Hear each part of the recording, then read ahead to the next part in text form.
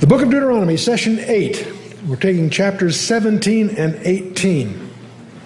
We're going to talk a little bit, about 4 verses, on the purity of worship. Then we're going to talk a little bit about what we might call the rules of evidence, or really maybe what the qualifications for a witness or establishing a thing before a court is. And then we have some verses that may surprise you. Verses about the king. Most of us think, gee, the king, that came when Saul and Samuel, and that's later.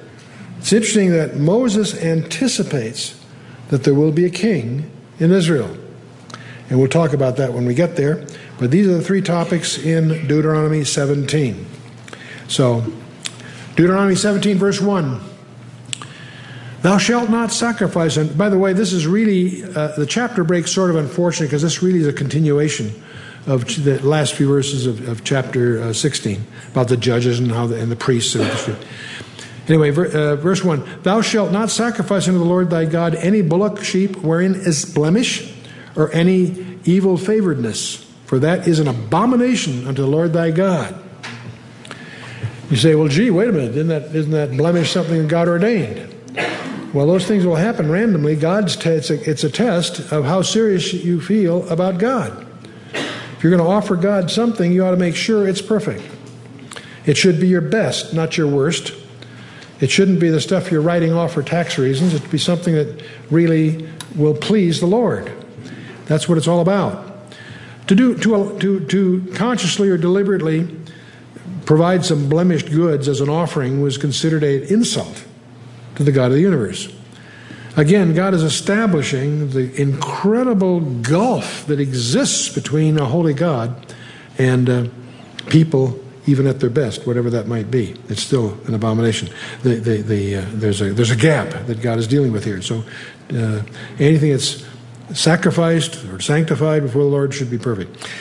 If there be found among you within any of thy gates, which the Lord thy God giveth thee, man or woman that hath wrought wickedness in the sight of the Lord thy God in transgressing his covenant, and hath gone and served other gods and worshipped them, either the sun or moon or any of the host of heaven, which I have not commanded, and it be told thee, and thou hast heard of it, and inquired diligently, and behold, it be true, that the thing certain, that such abomination is wrought in Israel.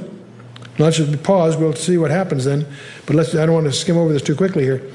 Someone that has served other gods. You say, well, gee, that sounds pagan. That sounds old-fashioned. The ancient times. No, it's going on today. A few weeks ago was the high pagan day of the year. Summer solstice. 40,000 witches and others gathered around Stonehenge in Britain, covered by the press. The head of one of the major witches' organizations in Britain, which boasts 100,000 members in Britain, is rejoicing that recruiting is up thanks to Harry Potter stories and movies. A lot of Christians point out that that's pretty evil stuff, and other people say, oh, you're overreacting, it's just good children's stuff. And, well, that's interesting. The stories are obviously very skillfully crafted, and they're quite colorful, and you can see how it would appeal to kids. But the tragedy is that it has aspects to it that serve the purpose of the dark side. And that's not my opinion. That's the dark side's opinion, as expressed in the press. So you want to be alert to that. And I think there are many other influences that are far more sinister than the ones that are obviously pagan. The more subtle ones are the more dangerous ones. But in any case, and worship them, either the sun or the moon or any of the host of heaven. Worshipping the host of heaven. Say, gee, we don't worship the host of heaven. Not like the ancients did. There's a whole thing about that, if you want to get into that, I encourage you to get we have a little briefing package on Halloween. And it talks a little bit about the moons of Mars and a lot of other things that may surprise you if you haven't done some background in this area. Why is Halloween on the 31st of October, etc.? Well, there's some reasons for that. So, anyway, if you find someone that's doing that in Israel, I want you to notice what we're going to do here. First of all, we're going to make, if it be told thee and has heard of it, and inquired diligently. We're not talking hearsay now. It's funny, in Christians, we seem to do one of two things. We either ignore it, shine it on as harmless, or we just indulge in hearsay without corroboration. we seem to err on both extremes, where we do nothing on the one hand or we overreact on hearsay on the other. The Scripture is calling us to something in between. If thou hast heard of it and inquired diligently, and behold it be true, and the thing certain that such abomination is wrought in Israel. Oops. I want to pause. We'll find out what happens to these people, but I've inserted a few questions. One of the things that we encounter in our culture that we tend to shrug off as just child's play is astrology. I won't spend a lot of time on astrology here, because I think anyone that's done a little bit of study realizes that there have been intensive studies by a number of qualified groups finding it of zero value in terms of productivity and all that. There are a lot of studies there. I won't bother that. But I did encounter in an astronomical journal, now we're not talking astrology, astronomical journal, people who take the stars seriously, 10 questions to ask astrologers. And I thought they're worthy of sharing with you just as a little interlude here. 10 questions for astrologers. I won't ask for a show of hands if any of you are into astrology. If you're into serious astrology, shame on you. It's occultic. The danger, in my mind, see, if you're really into it seriously, then you know what you're doing. You're in paganism and you're in danger of losing your soul. The danger, to me, is more serious, are the ones that shrug it off as entertainment. What harm can it cause? I'll come back to that in a minute. Let's 10 questions for astrologers. What's the likelihood that 1/12 of the world's population having the same kind of day today? Well, it's a question I just threw out. I think that's kind of an interesting question. Why is the moment of birth not conception crucial for astrology? You think if there's something magical about the moment that you're born, shouldn't it be the moment you're conceived? Why? Of course, you can't, And is that why identical twins always have the same personality? Now, anybody who's known identical twins, you know why this is how facetious this is. They're usually as opposite as can be. Yet they're born at the same instant. That's kind of fun. Let the astrologers chew on that one. If the mother's womb can keep out astrological influences until birth, can we do the same with a slab of steak? Just a question. If astrologers are as good as they claim, why aren't they rich? Stock market? How many foresaw the Black Monday, October 1987? Answer, none. A lot that claim to, but that's nonsense. Are all horoscopes done before the discovery of the 3 outermost planets incorrect? Uranus, 1781, Neptune, 1846, Pluto, 1930. I would assume that all horoscopes prior to the discovery are out of date or obsolete, right? And shouldn't we condemn astrology as a form of bigotry? Refusing to hire a Leo or date a Virgo or whatever? I love it when somebody comes up to me and says, gee, what sign are you? I say, I'm a Leo. I was born in May. Wow. How can you be a Leo born in May? Well, because I serve the Lion of the tribe of Judah, and so I'm a Leo. And what you can get into, it happens that the 12 signs of the zodiac are linked to the 12 tribes of Israel and the Mazzaroth, the Hebrew zodiac, and it lays out God's redemptive plan from the virgin birth to the reigning king of Lion of the tribe of Judah. So there's a whole other side to that, and I love it when they bring it up. You see, I can go into all that. But anyway, go on. And if you're curious about that, we have a thing called Signs in the Heavens that goes through all that for you. Why do different schools of astrology disagree so strongly with each other? So you'll discover within the field of astrology there's no agreement on anything. Everybody has their different theories. There's no objective function. Some worry about the precession of the Earth's axis, some don't. They argue about how many planets and celestial objects are to be included, and they have different allocation of personality traits and so forth. There's no convergence or consensus in this area, which is an indication there's no objective function. If the astrological influence is carried by any unknown force, why do the planets dominate? An obstetrician who delivers the child turns out to have about 6 times the gravitational pull of Mars and about 2,000 million times its tidal force. He has less mass, of course, but he's a lot closer is the point, see? If astrological influence is carried by an unknown force, why is it independent of distance?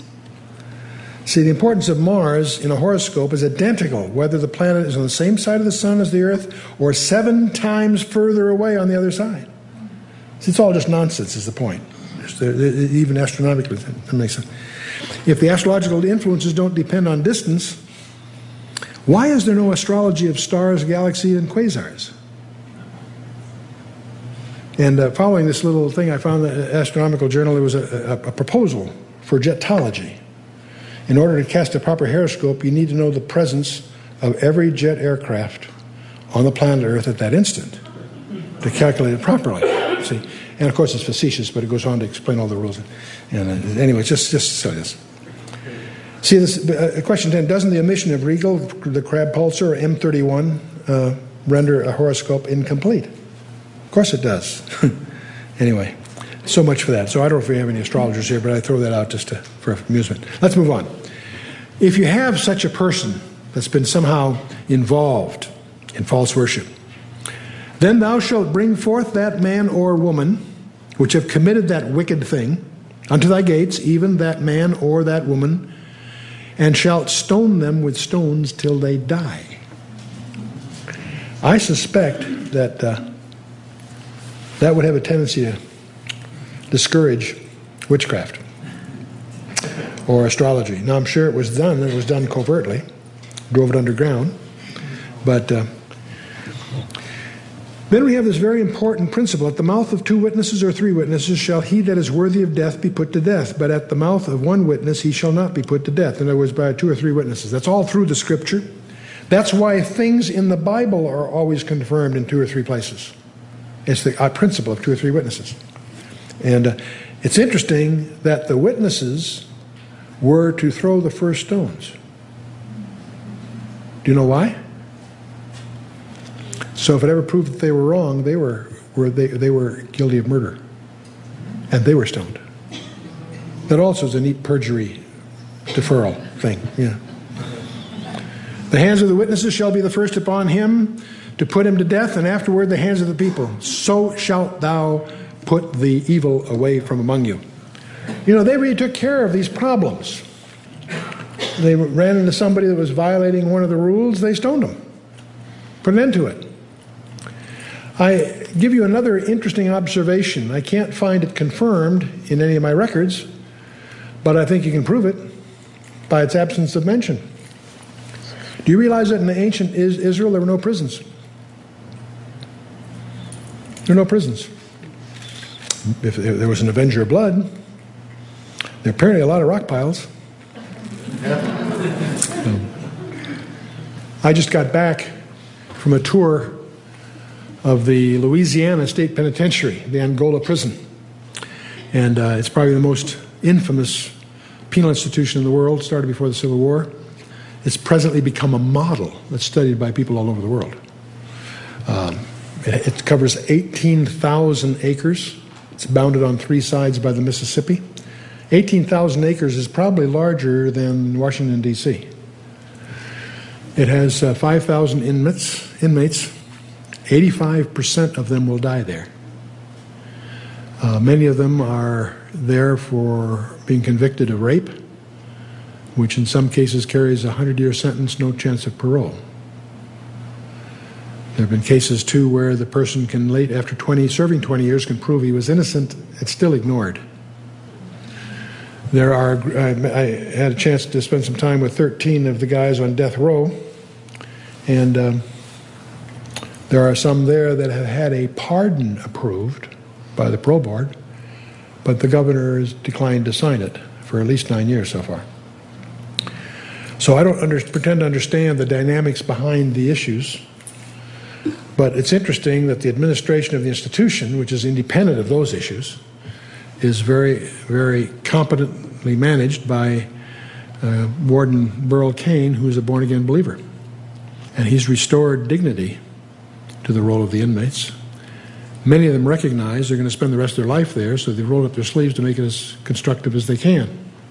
1,600 of the 5,000 profess Jesus Christ as their Savior. They have a 200-person Bible college within the confines. They have Moody. They actually have their own Christian radio station for the community. It was a fascinating experience to see a competently run facility that's become the model studied as a faith-based institution. Don't misunderstand me. It's a tough place. They enforce themselves very tightly. They have not only dogs but wolves and choppers, and you can escape from a camp, but you're within an 18,000 compound.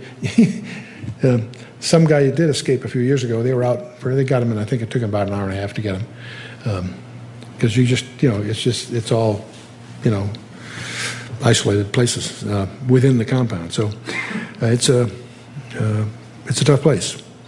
It was interesting to go through the museum and see all the tools, weapons that have been collected over the century. It was started before the Civil War, and each one of the little weapons that had been confiscated over the years almost cries out the agony of the past time, because it was a very, very notorious abusive place in years past.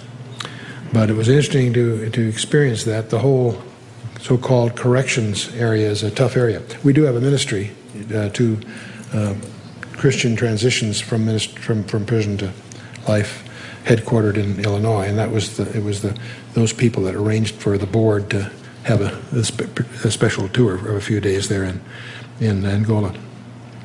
Very interesting experience, very encouraging experience in many ways, although it may sound strange.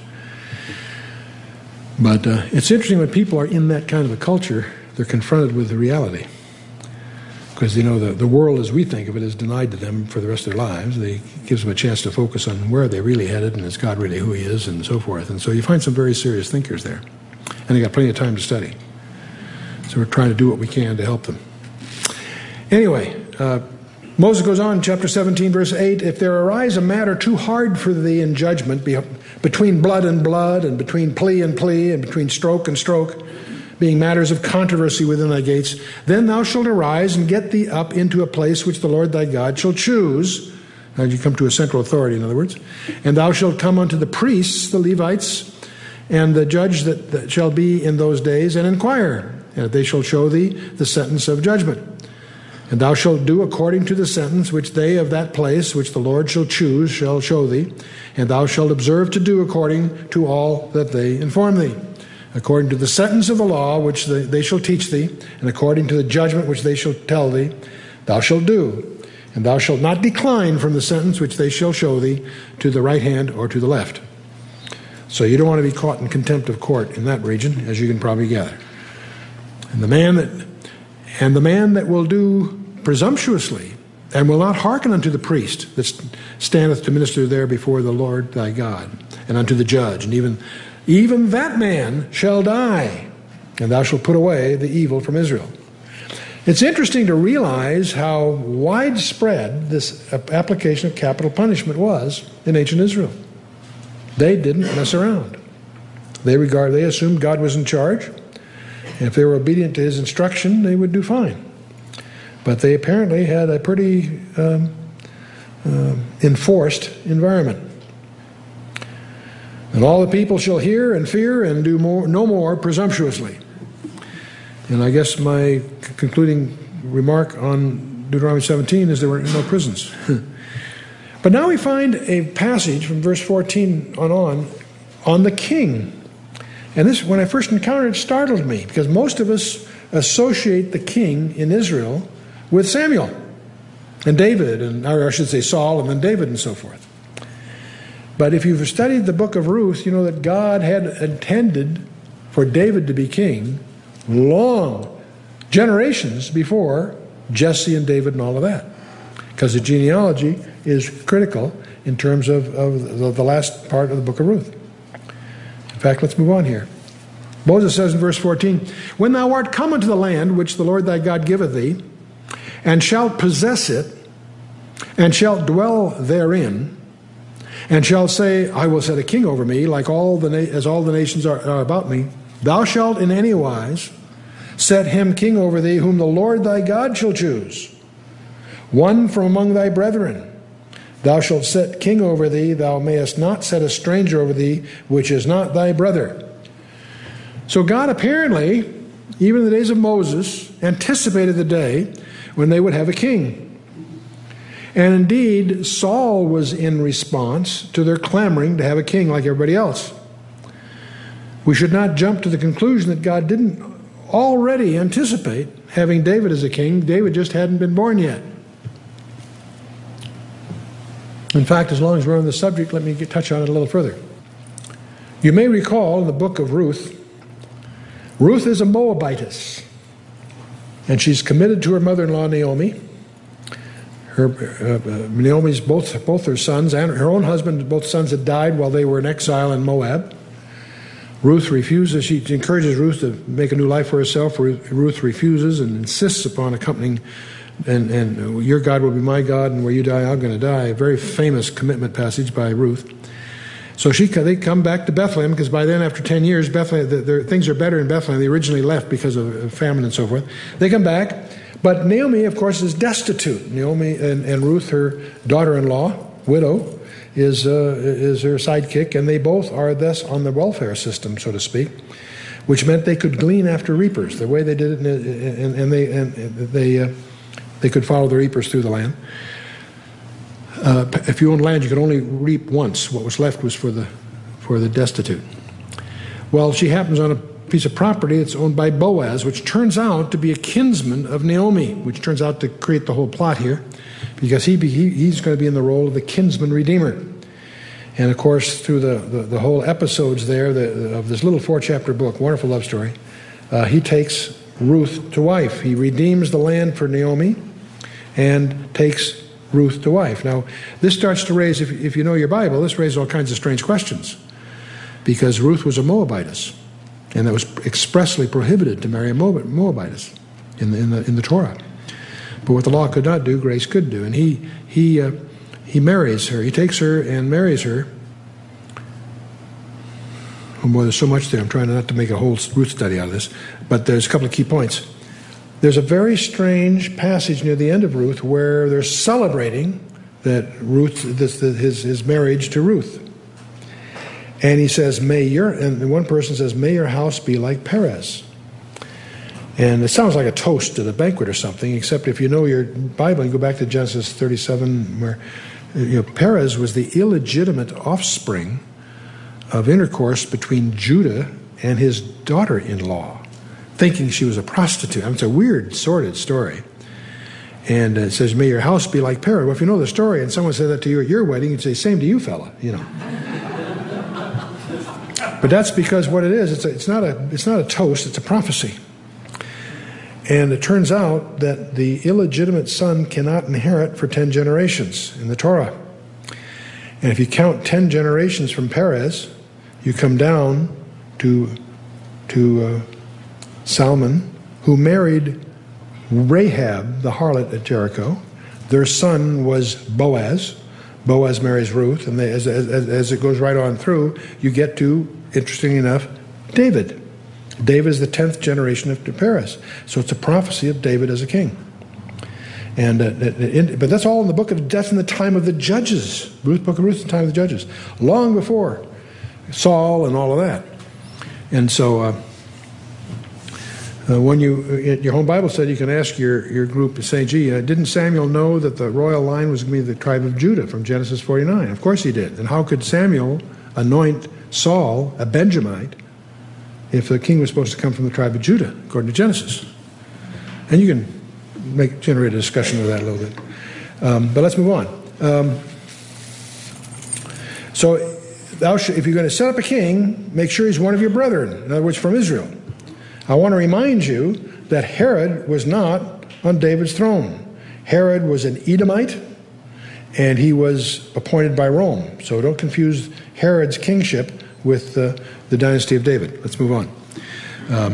But God here sets up some requirements. In fact, he gives some other instructions. Speaking of kings shall not multiply horses. See, why are all these instructions for kings here? Because God knew there was going to eventually have to be a king.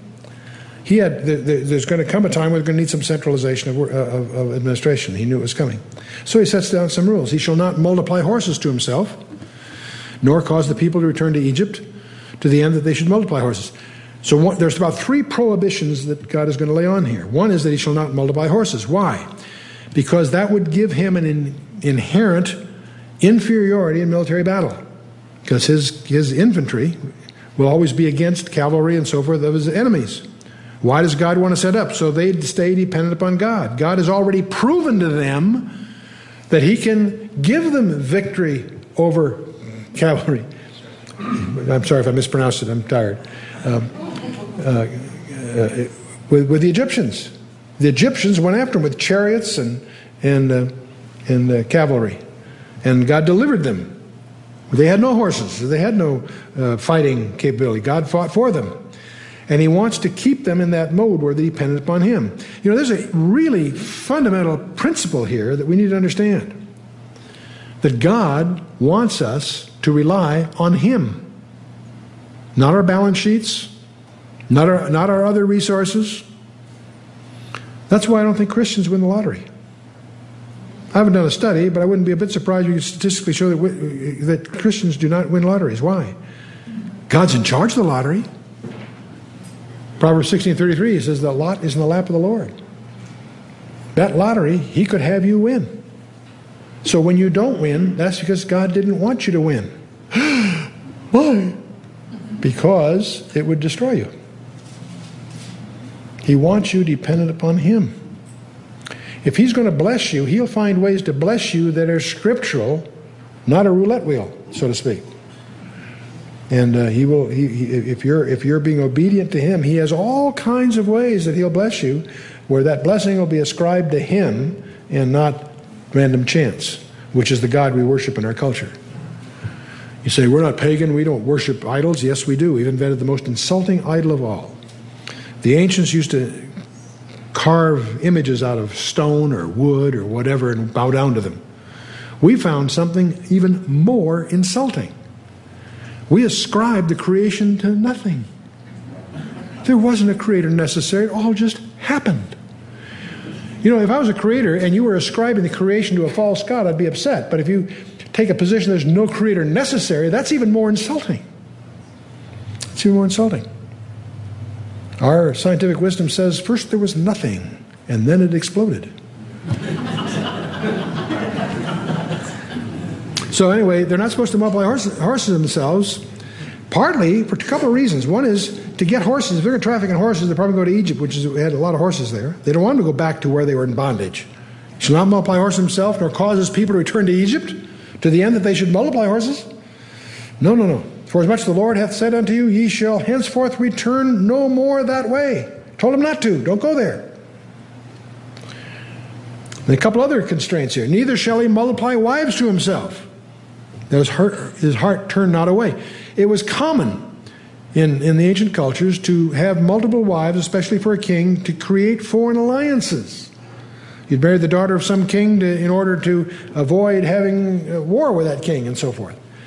And he doesn't want those. There's 2 factors here. One is he doesn't want them depending on those marriage relationships, for foreign alliances. He wants them to stay separate.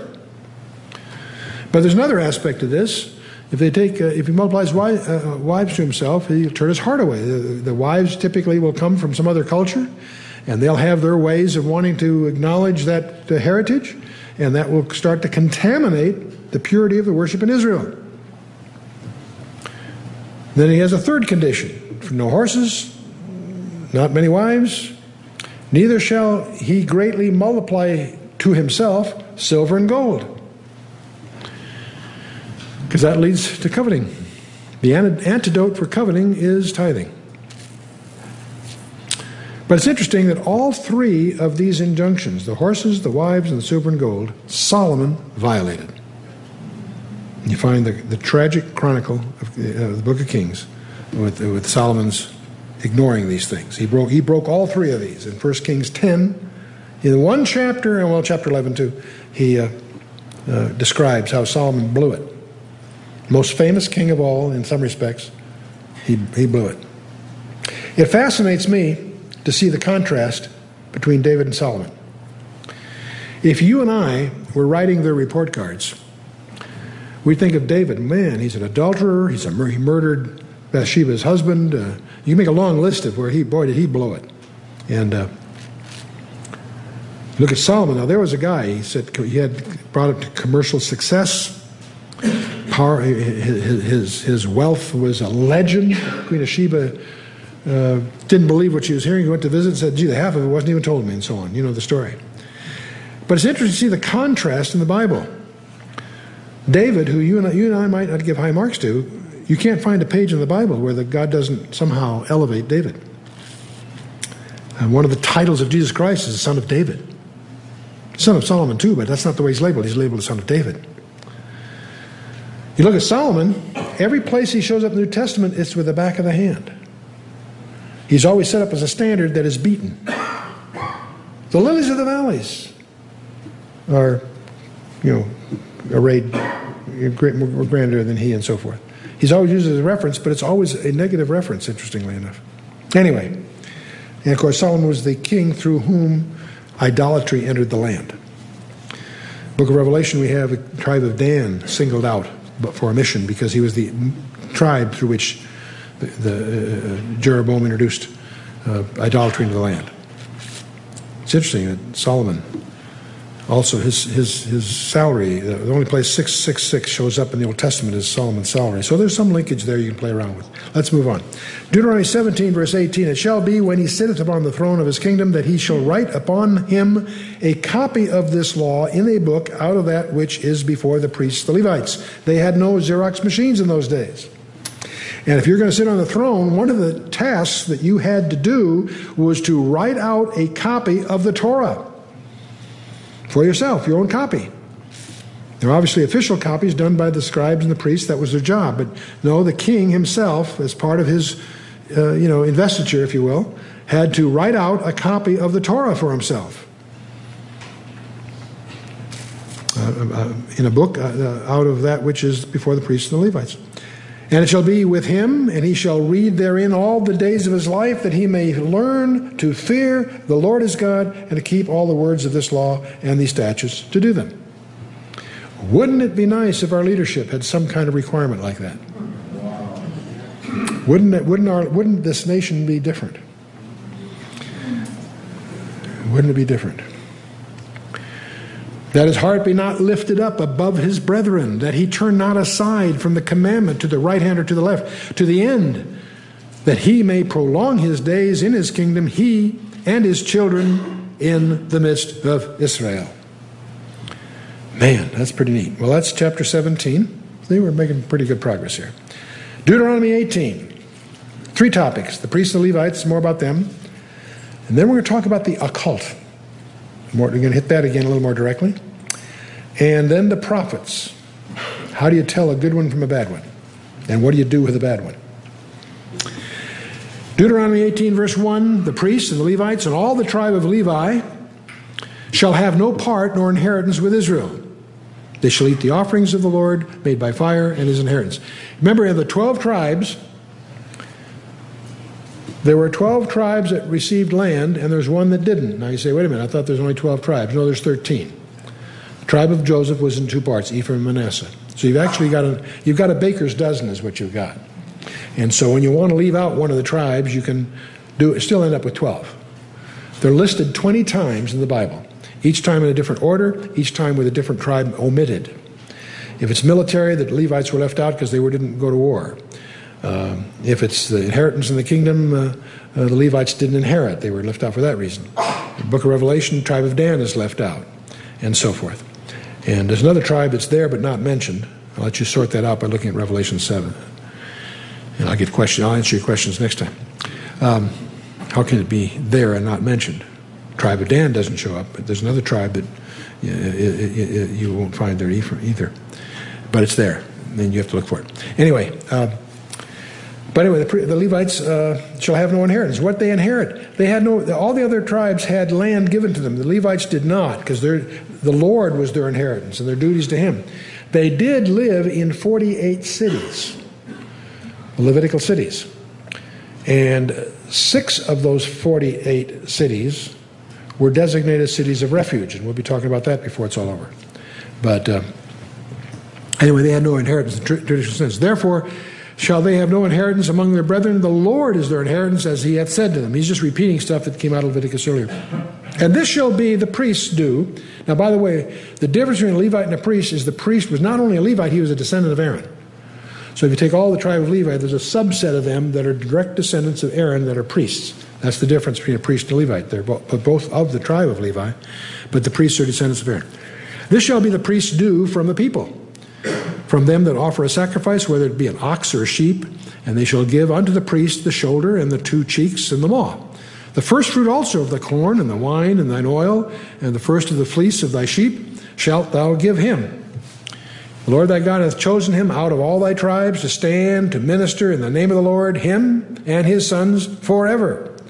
And if a Levite come from any of thy gates out of all Israel where he sojourned, and come with all the desire of his mind unto the place which the Lord shall choose, then he shall minister in the name of the Lord his God, and all his brethren, the Levites do, which stand there before the Lord.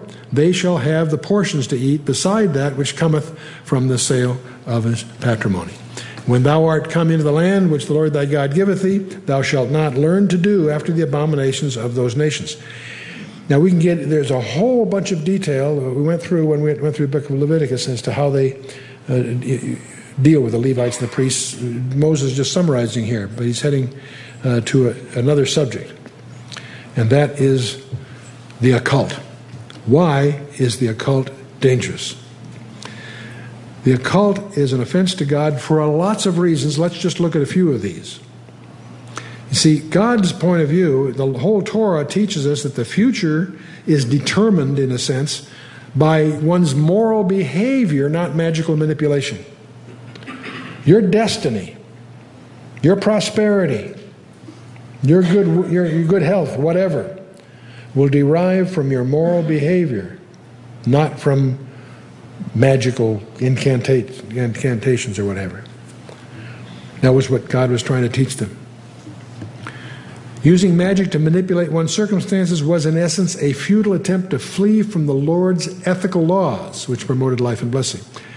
All through the Torah, and highlighted by Moses in Deuteronomy, is this whole idea that you will prosper if you're obedient to the Lord's rules. Trying to use magic to manipulate your circumstances is an attempt to flee from God's jurisdiction. That's the way he looks at it. The same thing is true of divination. Next one. The use of magic and divination was a denial of the sovereignty of the Lord. Is God in charge of the future or not?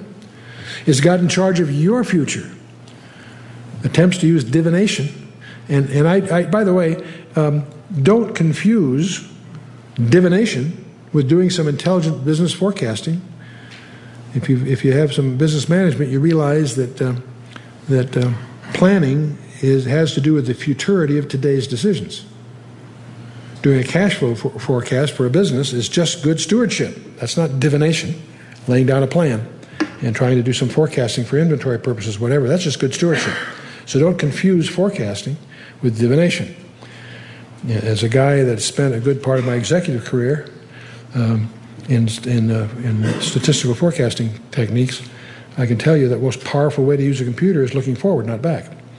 But that's not divination. It's not the same thing. Don't confuse the two. But to use magic and divination is a denial of the sovereignty of the Lord.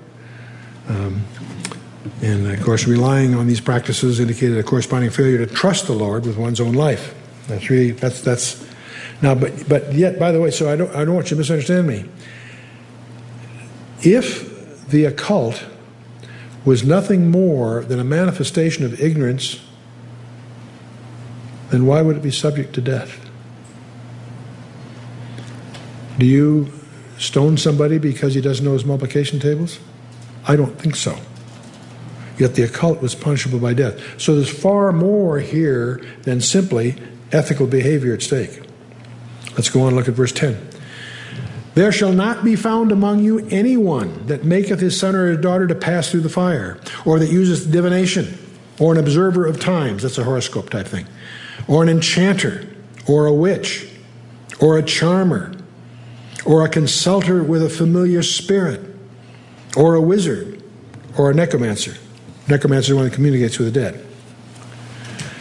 Boy, there shall not be found among you anyone that maketh the son or daughter pass. That's pretty.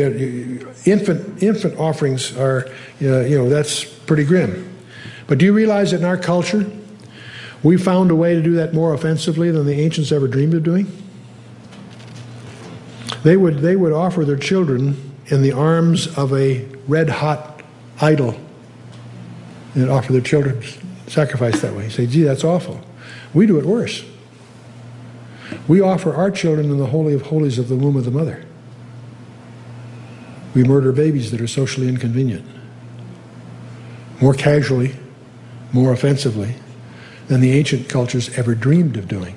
Do you realize in the ancient cultures, like Persia is one example, to have an abortion was a capital crime? It really startled me to discover the ancient pagan cultures, to have an abortion, that's separate from offering a child in its kind of religious ceremony, having an abortion was considered a capital crime. Why? Because the nations knew that their strength depended on their population growth. And to abort children was considered a crime against the state. Different mentality, obviously, than we have today. Interesting. Anyway, and using divination, observer time, horoscopes is an example of that. An enchanter or a witch. It's fascinating how we've adopted this, and the witches are proud of this. That remember, many years ago, there was a witches convention in Los Angeles. In those days, we had been publishing some of Walter Martin's stuff. All Hal Lindsey's Satan is Alive and Well on Planet Earth. And we had a silk screen, black albums with the red letters on. And we had Walter Martin sing Kingdom of the Occult. And one of our guys decided to take a booth down there, the witchcraft, because he figured they'd all think this stuff is witchcraft stuff, and spooky stuff. And strange stories came out of that one. But it was he was quite intrigued with some of the speakers because they point out that they don't recruit in groups. Ours is a one-on-one proselytation. I thought, ooh, boy, I wish we could learn that, huh? And on it goes. Anyway, or a charmer or a consulter with a familiar spirit. This, of course, immediately conjures up the Saul and the witch of Endor, which is a very widely misunderstood passage because we have a witch. Saul had gone ahead and made them all illegal, but then Samuel had died. And God wasn't here. Saul knew his prayer. He was not. He needed Samuel's advice, and he was lonely, and so he commissions his guys to find a witch that somehow escaped jurisdiction here. Down in Endor, this gal, not knowing it was Saul at first, agrees to conduct a seance. Then she gets shook because Samuel really shows up, and a lot of people get confused. Is God endorsing witchcraft? Hardly. Samuel. It's interesting that they see Samuel, but Saul does not. Saul hears him because there was a passage that Samuel said when he was still alive, "You shall see me no more."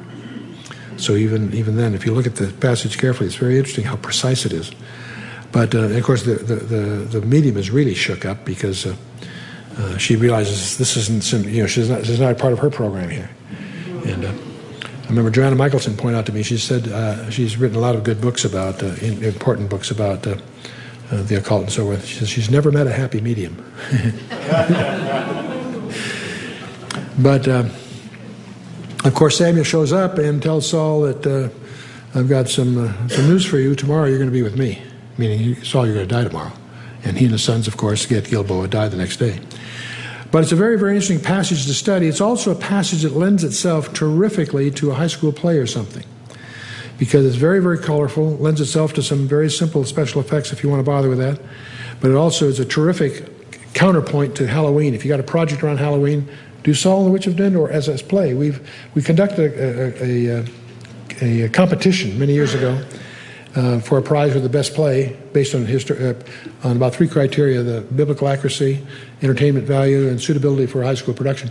And we had Frank Peretti chair a group of judges, and we picked we had a lot but we picked the 4 best that were very different from one another, and we publish it. If anybody's interested in doing something like the scripts are available for your own amusement. calling our office, but it's an interesting way to create a biblically based discussion, if you will, of the occult, because there's many lessons there. In any case, or a charmer, consulter with familiar spirits, or a wizard, or a necromancer, and there are some major religions not far from us who deal heavily with necromancy as part of their underground capability. I won't get into that here. It's not the proper place, but let's move on. Verse 12. For all that do these things, get this, for all that do these things are an abomination unto the Lord. And because of these abominations, the Lord thy God doth drive them out from before thee. Thou shalt be perfect, or complete, with the Lord thy God. For these nations which thou shalt possess, hearken unto the observers of times and unto the diviners. But as for thee, the Lord thy God hath not suffered thee to do so. The Lord thy God will raise up unto thee a prophet from the midst of thee, and of thy brethren, like unto me. And unto him shalt thou hearken. And so God has his voices, and that's what he expects us to listen to. And unto him shall ye hearken, unto all that thou desirest of the Lord thy God in Horeb in the day of the assembly, saying, Let me not hear again the voice of the Lord thy God, neither let me see this great fire any more, that I die not. The Lord said unto me, They have well spoken that which they have spoken.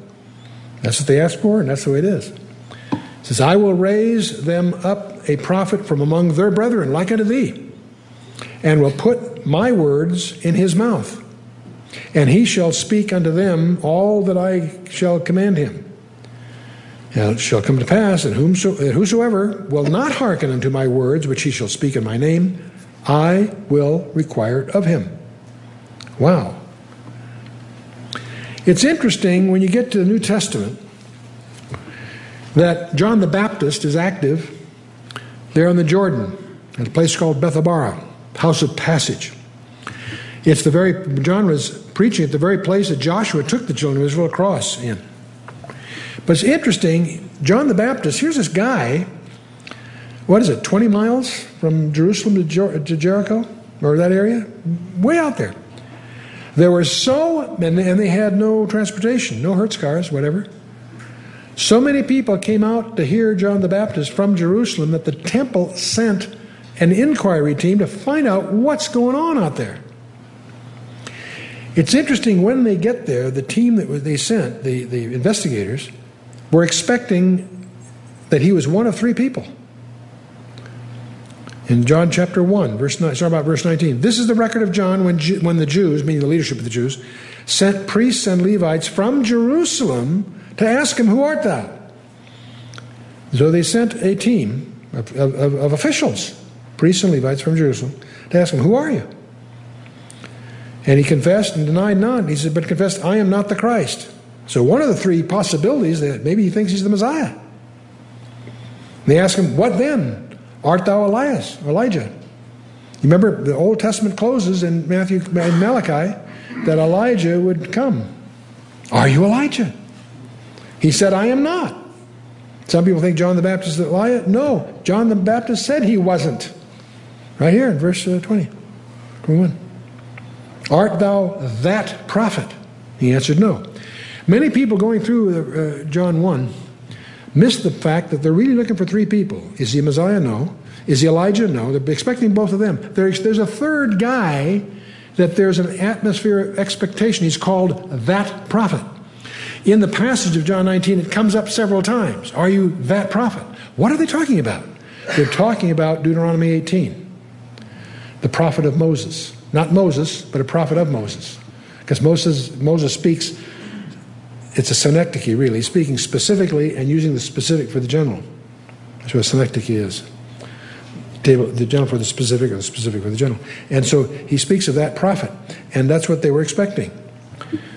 But Moses says in Deuteronomy 18:20, but the prophet which shall presume to speak a word in my name, God speaking, which I have not commanded him to speak, or that shall speak in the name of other gods, even that prophet shall do what?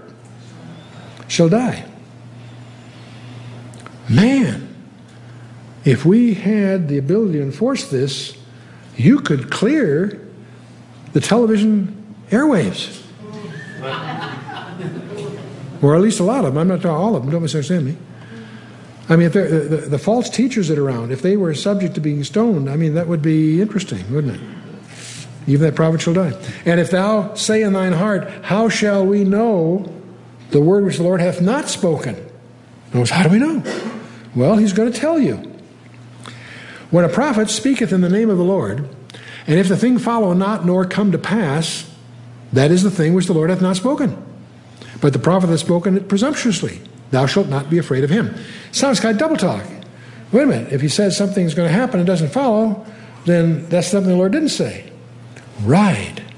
That's why prophecies usually have two aspects to them, something near and something far. Many, many, many prophecies in the Bible prophesy something immediate and something further downstream. And that's the ability to apply this. If what he said comes to pass, then you know the rest of it's true. You follow me? That's the idea that's embodied here. And there we are. Strange times. Strange times. We live in a day of occult. I have to tell you, I can remember when I was a teenager, that's 100 years ago, I was very much into the Bible thing and all that, and I was very well taught by some wonderful, wonderful men of God about the classical biblical prophetic scenario. And Israel had just been reestablished in 48, and so all these arguments about taking the Bible literally or not should have gone away, because there it is, And I was smart enough to recognize that. In 49, the RSV came out, and I was perceptive enough to not have anything to do with that translation. I stayed with the King James in those days. But as I looked at all these prophetic things, I could go through the whole list of things that we take for granted today, prophecy-wise, and I can remember being taught about all those. But there was one thing that the Bible always talked about that I never didn't reject, but I just couldn't see. And that's the idea that in the end times there's going to be a rise of witchcraft and sorcery. And I remember as a math science major, a kid that was graduating from high school, heading for a PhD in EE in Stanford. That was the path I was on before the Naval Academy appointment. My whole mindset was in those directions. I couldn't visualize our modern scientific culture taking seriously witchcraft and sorcery. Get serious. You got to be kidding. Well, I went I graduated from the academy, did my defense career for a while, then I ended up being the senior management of the Ford Motor Company, and I left there and started my first company. But I can remember, for some reason, I was in Chicago. I can't remember whether it was because of Ford or the company I started. I don't remember that part of it. But it happened in those days that the Broadway play Hair was going on. And like every, worldly sensitive executive, I went to see the Broadway play. And it had some great music, but some pretty offensive lyrics. But the point is, for some reason, I had grown up through my executive career sensitive to the fact that it was a counterculture thing with, Haight-Ashbury, Berkeley, all that stuff. But I never connected that with the drug scene until I saw that play, which of course plays on all that. And I remember it blew me away to realize, it was about that time that I also became sensitive to the fact that the word sorcery in the Bible is a Greek term pharmakia. It has to do with the abuse of drugs. But the linkage of witchcraft with the drug scene was made for me, the wake-up call was that, for me, was at that time. And I remember being startled to discover on the coffee tables in waiting rooms of some top executives of the Fortune 500 companies, occultic magazines and things. It was an in thing. There were rational, well-educated guys dabbling not in serious occult stuff. It just blew me away. And of course now I laugh at myself because it's pretty obvious. But we live in a culture, what reason it hits me so hard, that was the one thing of all the other stuff, the Magog invasion, all these things that we talk about prophetically, I could see on the horizon. I couldn't see that. And the one thing I couldn't see is coming in spades. The fact that we live in a culture in which, when we first moved up here to Idaho, started doing home Bible studies, they had pentagrams burning on the lawns. And we have groups organized praying against us in these groups. Do you realize that prayer is one of their powerful tools? We take it so for granted. We almost shrug it off as, so available. We don't use it. And yet they take it very seriously. No, we're dealing with dark stuff. We're dealing with really, really dark stuff. And one of the manifestations of this is the UFOs. There's more of that stuff going on than you have any idea, seen by tens of thousands of people. But most spooky part of that is the abduction stuff. These abduction issues. Spooky stuff. And serious stuff. I can vividly remember when we did our book now on the 5th printing on alien encounters. But when it first came out, we were doing radio, interviews and stuff on it. And during those days, I got a telephone call here at the ministry from an executive producer at Universal City. He introduced himself on the phone. He says, "Chuck, I've heard your stuff. I've heard you on the radio. You're right on target. I happen to know a lot about this because I participated in several major projects in this area. But I have to take exception with something. I was upset with you that I had to track you down because on the radio you said that a Christian can't be abducted." I was sort of startled. That would be an issue to an executive producer in Hollywood. And he said, "You need to check out the Andreessen affair." Well, I listened politely and so forth. But I subsequently went and examined that's one of the very famous abduction issues. There's a handful of these that are well known to anyone that's done some research in the area. But Benny Andreessen was a Spirit-filled believer for 20 years in a Spirit-filled fellowship. And had an experience, very strange, bizarre experience, that she recounts in her affidavit. But the subtlety that is missed is they didn't abduct her, they invited her, and she accepted the invitation. And I argue that that's not an abduction. And so I still stand my ground with the gentleman who was kind enough to get involved here. But these things are strange, and you don't want to chase them. You want to flee them. But they are dangerous. You're not dealing with manifestations of ignorance. There are all kinds of stupid superstitions and things the Bible's silent on, doesn't deal with. They're just symptoms of being uninformed. You follow me? Not the occult. It's dangerous. I remember when The Exorcist came out as a movie. I was very close on Walter Martin's board in those days, and Walter set out. He was really upset with William Blatty and that novel, which they made into the movie. He didn't like it because Satan wins, at the end. In fact, that was his main complaint. But as he investigated Blatty, he was startled to discover the man was right on target. He really had done his homework. He built his novel around 3 specific case studies. The key one was a boy, not a gal. But the point is, he had done his homework, and Walter was very surprised that whole thing. The reason I get into this is the legitimate, accurate part of this. The way that whole nightmare started for that young girl in the story, young boy in real life, but in any case, was horsing around with a Ouija board at a party. A Ouija board. We laugh at that thing as just silliness and stuff, but they do at party stuff. It is dangerous. If it was contrived or playing games and stuff, it'd be different. No, it is what a technician would call an entry. That's what's so dangerous about Dungeons and Dragons and some of these fringe kinds of entertainments, is that they can be exploited by the dark side. How? Because you let down the gate of your volition. You don't ever want to be hypnotized. You don't ever want to play with these things because it provides an unguarded entry. And you say, well, I'm a Christian. Good Christians can't be demon-possessed. They can sure be hassled, and you may have an occultic background you don't know about if you haven't specifically renounced it. It's interesting. One of the lessons that comes out of all of this, and I spent a lot of time with both Walter and Hal on this subject, Walter Martin and Hal Lindsey have been a couple of my mentors. One of the things that we fail to do in our current Christian culture is when we have someone accept Jesus Christ, we generally don't have them explicitly, specifically renounce Satan, all his works and all his ways. The Catholics do, some of the early reformers had formats that when you accepted Christ, you went through a procedure in which, among other things, you acknowledged your sin. We tend to slip over that often in these big rallies. Acknowledge your sin.